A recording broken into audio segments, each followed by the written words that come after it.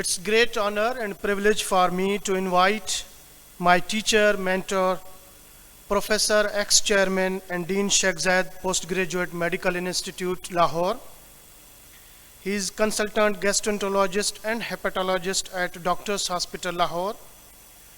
He has been one of the pioneers of initiating postgraduate training in gastroenterology in Pakistan and has more than 4 decades of working in Pakistan as an academician, researcher, clinician, and mentor.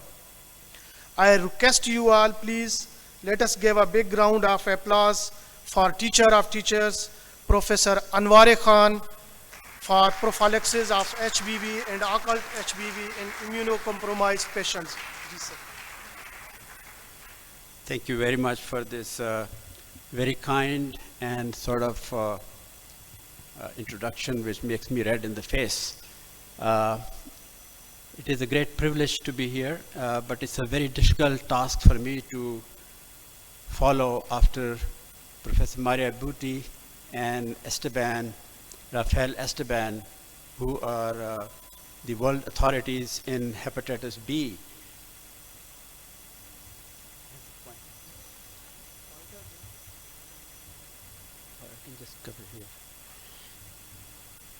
Prophylaxis of hepatitis B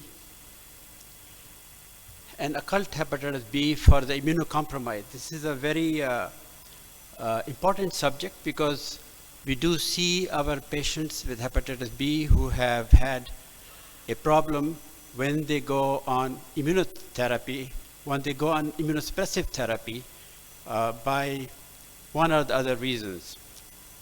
The definition for chronic hepatitis B, as we know, is the persistence of hepatitis B surface antigen for 6 months or longer.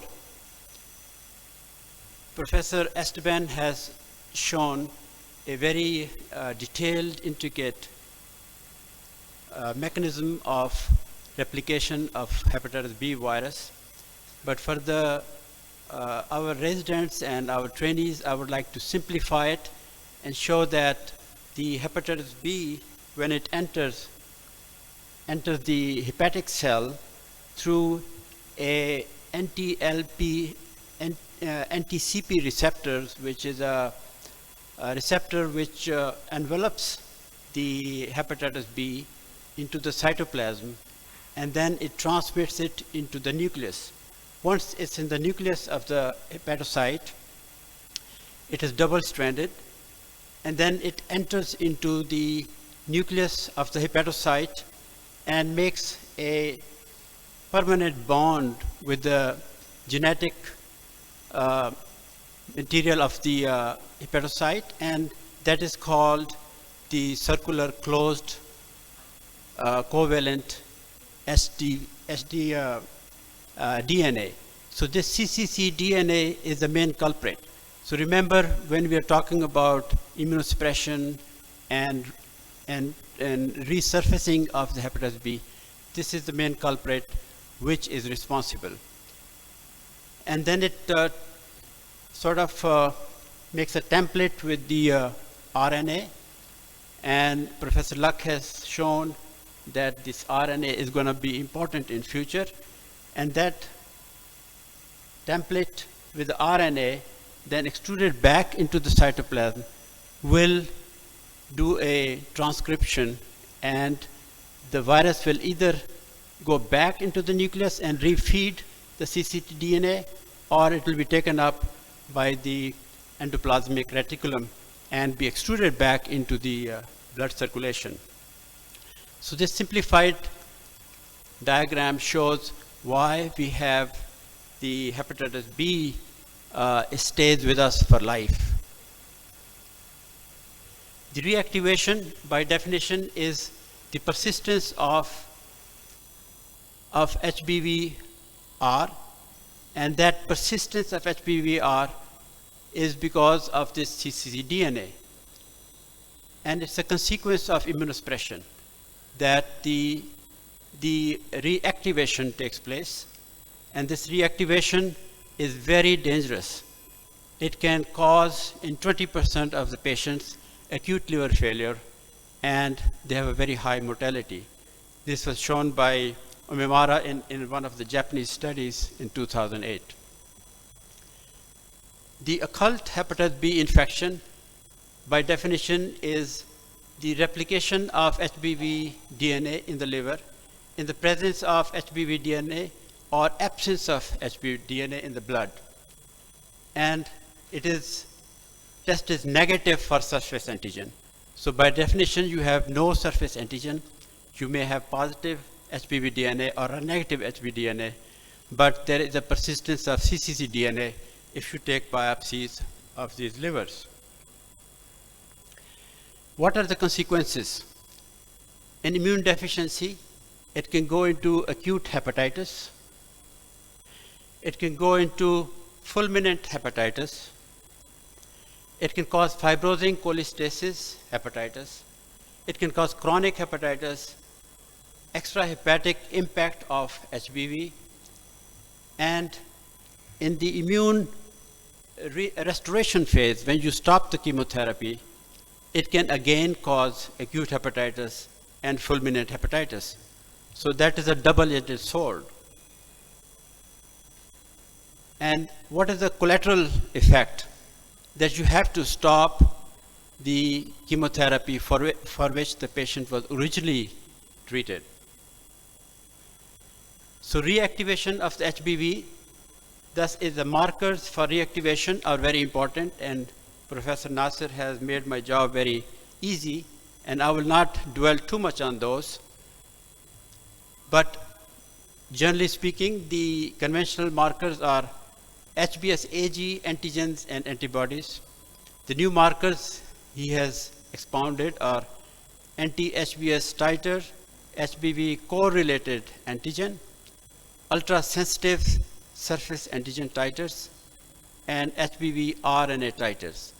So these are the markers which have been studied in those people who have gone into immunosuppression. For instance, anti-HBs titers in rituximab containing treatment in 260 patients showed that there was, in those patients, there was resolved hepatitis B infection, and the recurrence or reactivation occurred in 30% of these patients with a median of 32 weeks of treatment.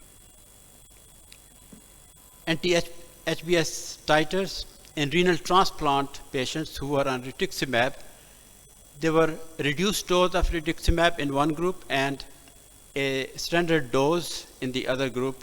And it was found that where there was a standard dose, it brought the anti-HBs titers much lower, and they had a higher degree of relapse or reactivation.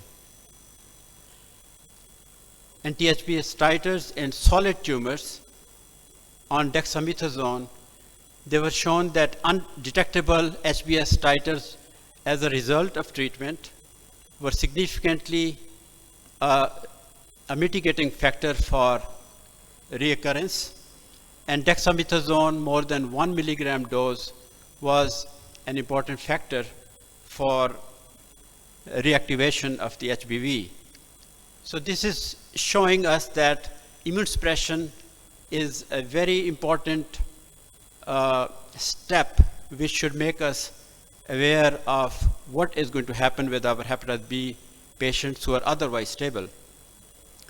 In a Japanese study, which is a large prospective study, over 1,000 patients on rituximab with 2 years of follow-up found that anti-HBs titers in those who had lower than 100 and no titers, the differences were that those who were lower titers, they had more relapse.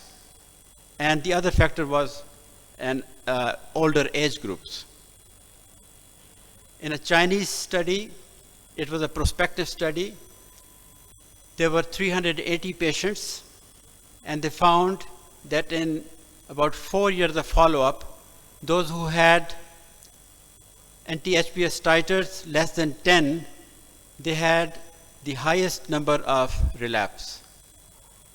And those who had a range from 10 to 100, they were 2.5 over 1,000% year of recurrence. And those who had more than 100 international units of anti-HBs titers, there was no recurrence. Anti-HBC titers, they have also been studied in most of these follow-up studies for immune therapy used for antiviral prophylaxis. Liver biopsies in 100 patients who were going for transplant, they found that anti-HBC was present in about 52% of those samples. And anti-HBC titers were higher in those who had cccDNA positive and much lower in those who had those who had anti-HBC titers lower than who had negative.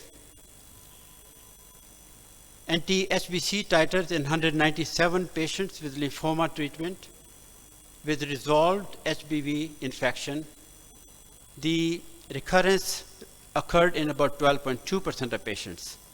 And therefore, they found that anti-HBC titers were higher and anti-HBs titers were lower. And they had a poor survival outcome. Anti-HBs AG titers, they have been studied in most of the labs. The cutoff level is 10 milliliter per international units, but the lowest detection rate has been lowered further to 0.5 milliliter, 0.5 international units per milliliters. And these are very important new markers to follow once you have a lower level of detection. In 120 patients, they studied that they were HBV resolved patients. In hematological malignancies, 13 subjects had HBV-R in HBV DNA positive patients. So when they correlated about 12 out of these 13 patients, they were also positive for HBs AG, which was negative before. Therefore, a lower detection level of HBs AG is a very important marker, which will be in future available to us. Now in Pakistan, we have HBs AG detection available in several labs, and it can be very important for those patients we want to follow up and see what is the treatment, what is the cutoff where you want to start the treatment again.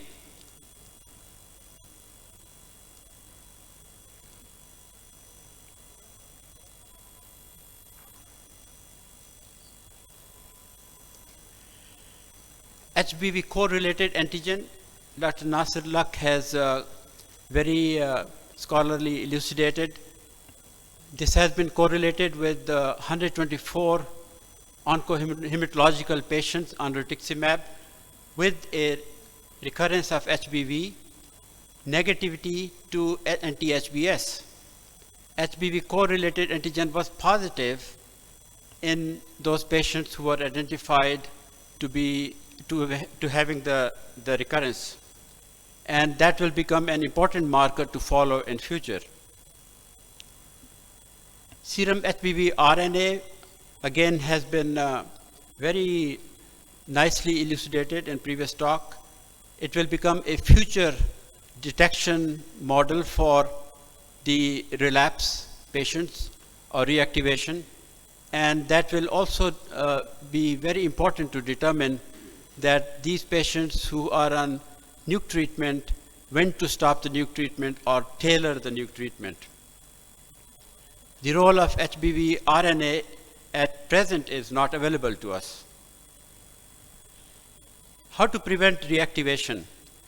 Interferon alpha is not acceptable in most of these immune suppressive therapies. Therefore, it is out of the armamentarium for treatment. But nucleotides analogs prevent reactivation of hepatitis B in HBsAg positive patients undergoing immunosuppressive treatment. HBV in immunosuppressive treatment in HIV patients with co-infection, they must start for, it doesn't matter what their ALT level is, they must be started on treatment for HBV, those who have been HBsAg positive before. EASL guidelines for liver transplant show that all patients on transplant list should have evaluation of HBV with all these markers and should be started on the nucleoside analogs. After liver transplantation, combination of HBV immunoglobulin as well as the nucleotide analogs are recommended for treatment. Patients who have a high risk who have a low risk, they could be stopped HBV treatment and they should be followed up and continued on nukes. HBsAg negative patients receiving livers from those donors who are anti-HBC positive, they are at a high risk of HBV recurrence in the new transplanted liver, and they should be treated with the nukes. So what is the strategy to determine? This is basically an algorithm which guides us that who should be treated.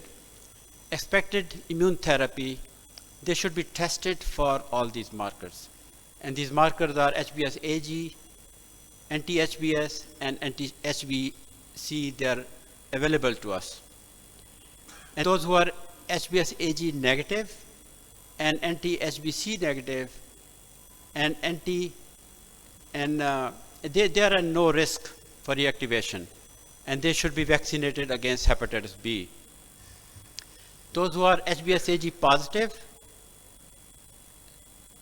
on the end here, they are at a very high risk. But in this algorithm, where they have HBsAg negative and anti-HBC positive, they have two ways they will go. One is that they will have no risk of reactivation, and they can be vaccinated against hepatitis B. The other path is that they may have reactivation. Therefore, we must check their HBV DNA. If DNA is negative, then they fall in the low activation category, and they should be monitored with ALT and HBV DNA. If there is a doubling of the ALT or 1 log increase of the HBV DNA, then they should be switched to a treatment group. But if they have HBV DNA positive, they have a high chance of reactivation, and they must be treated. HBsAg positive patients, obviously, they come in that group.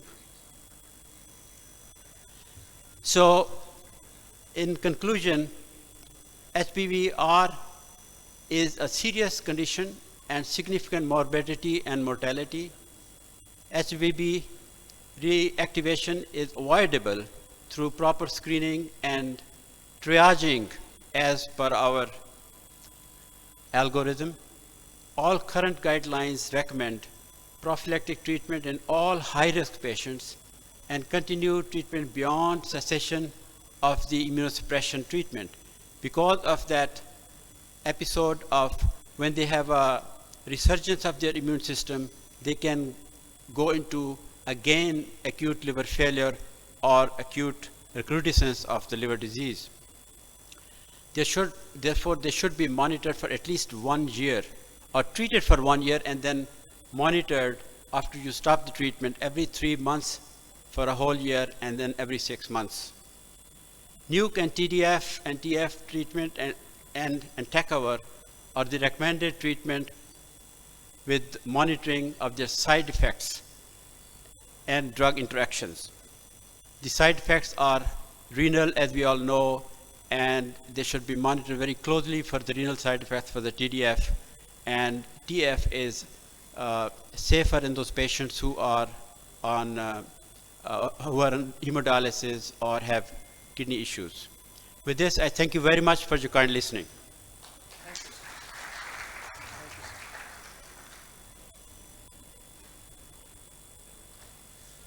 Thank you so much, sir.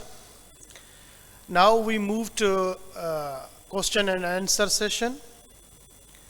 First question is from Professor Maria Bhuti, and question is from Dr. Muhammad Saleh.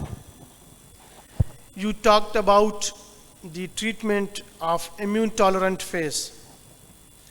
As 10% population have advanced fibrosis, so are not we wrongly classifying these patients as immune tolerant phase because 10% of these have advanced fibrosis? Ji, Mike.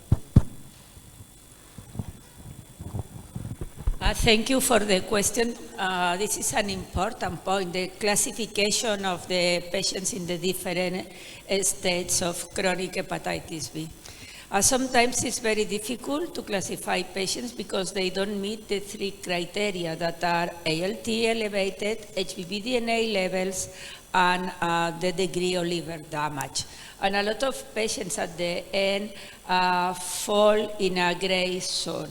So this patient with elevated HBV DNA levels and completely normal ALT is classified in the study of the grade 1 with fibrosis by the fibroscan. So probably, by sure the patient has liver damage, but it doesn't meet the three criteria for the classification as an immune tolerant patient. So we know that there are this type of patients in chronic hepatitis B, and for this reason it's very important to take into account these three factors and take the decisions according to these factors. So for me, a patient, an immune tolerant patient that had advanced fibrosis, clearly it's a candidate of treatment, even if they don't meet the three criteria. Thank you. Another question from Professor Amanullah Abbasi. He is head of Department Medicine, Medical Unit 3, Dow University, Karachi. That question goes to both of you, Professor Rafael and Professor Maria. What are different reasons to develop hepatocellular carcinoma even after full treatment of chronic hepatitis B infection? Kindly. Yeah. The reasons for developing hepatocellular carcinoma in patients fully suppressed with nucleoside analogs is that hepatitis B virus is an oncogenic virus. And if you look at the studies looking at the clonal expansion, even in the early phases of the disease and on the infection, there is clonal expansion, and clonal expansion is one of the factors more important associated with the development of hepatocellular carcinoma. So if you achieve viral suppression in patients with chronic hepatitis B, they still have risk of hepatocellular carcinoma. And this risk is much higher in those patients that were starting treatment with liver cirrhosis, because liver cirrhosis is another factor associated with hepatocellular carcinoma. Rafael, do you like to add something? No? Okay, thank you.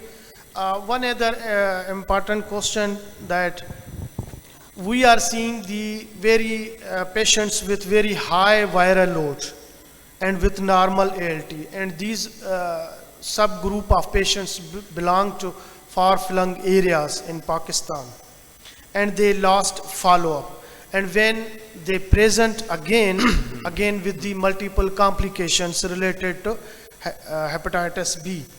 So what to do where loss of follow-up is the problem in the immune tolerant phase patients with very high viral load and normal ALT? Yeah. If follow-up is problem. Yeah, the loss of follow-up patients is not a problem in Pakistan, it's a problem everywhere. So, particularly if patients are asymptomatic and usually all of us as physicians are telling to the patients we have normal liver function, no liver damage, so why to continuous monitoring if you tell to the patients we don't need treatment because you are in immune tolerant patients, you only need to follow up. So these are reasons to lose patients or follow up. The only way is to educate very well the patients. I think it's the only way that we can change. And perhaps now with the technology, with the iPhones and all of these tools, you can send reminders to the patients to attend our consultations. But I don't have another ideas different. Thank you. That's very nice reply. And that question was from Dr. Sultana Manchandio, Ladkana.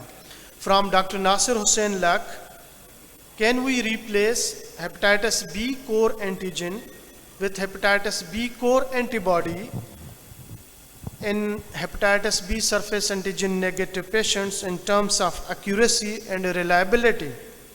From Hafiz Horace, postgraduate trainee, JPMC, Karachi. Actually, I think I'm not aware of the data regarding this particular question, but again, the hepatitis B core antigen, the total one, the IgG, is a better marker as compared to what we can expect of B core related antigen at the moment. But again, the quantification of B core total is now part of the outcome related thing. Thank you, sir. From Professor Anwaar Khan, one question is, sir, can we define dose or duration of steroids usage whenever there is a patient of as far as immunocompromised patients category is concerned, use of steroids for prophylaxis of a chronic hepatitis B, dose, duration? The steroids were used in those patients as immunosuppression as part of the treatment of their primary diagnosis of either cancer or hematological disorders, and that was the reason why they were on steroids. And this was a consequence of the steroids that they had reactivation of the HBV DNA and reactivation of the virus. So there is no reason to start steroids on those patients who are otherwise not going on those treatments. I don't know if I followed that question. Yes, at what if we are using 5 milligram steroid per day in this group of patients, prophylactic anti-HBV treatment is needed or not? So, and that category of group of patients, question is? Question is that steroid is used for any other reason. Any other reason? Whether you'll need, so it depends really how long are you going to use the steroid. If it's a short-term steroid, there's really no need. But if you are committing that patient to a long-term steroid, then obviously there is data that in a long term they will have relapse or recurrence. So they should be treated with the nukes. Thank you so much, sir. So now we are moving to final comments from our respected chairpersons.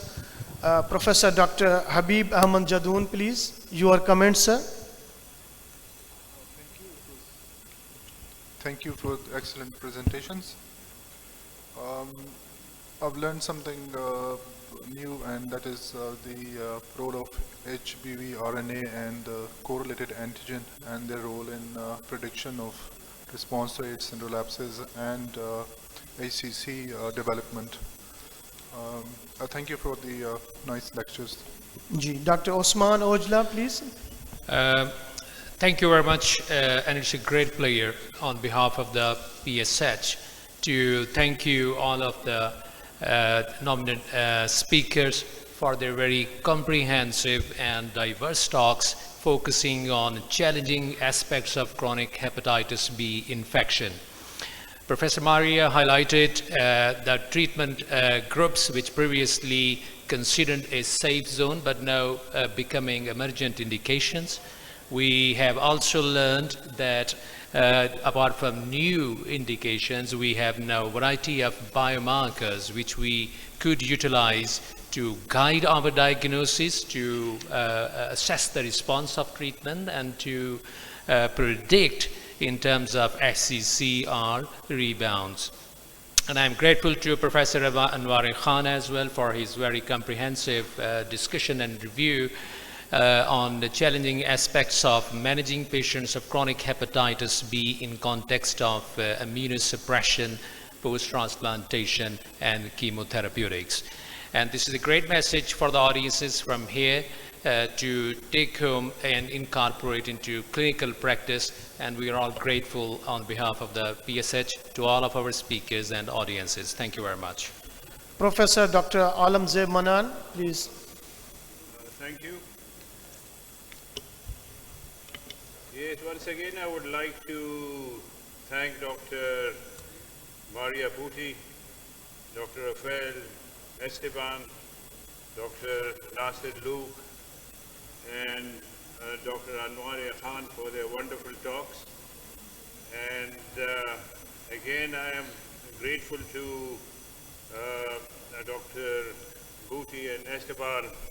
They've come all the way from Spain, and they are participating in so many discussions and talks. It was a very enlightening session, very active question and answer session. I'm grateful to the Pakistan Society of Hepatology for asking us to chair the session and inviting us to the conference. And I thank the organizers and everyone for the wonderful arrangements. Thank you very much. Thank you so much, respected speakers, respected chairpersons, respected faculty, and dear colleagues, audience. Thank you so much for your kind presence. Now you can move to tea break. Thank you.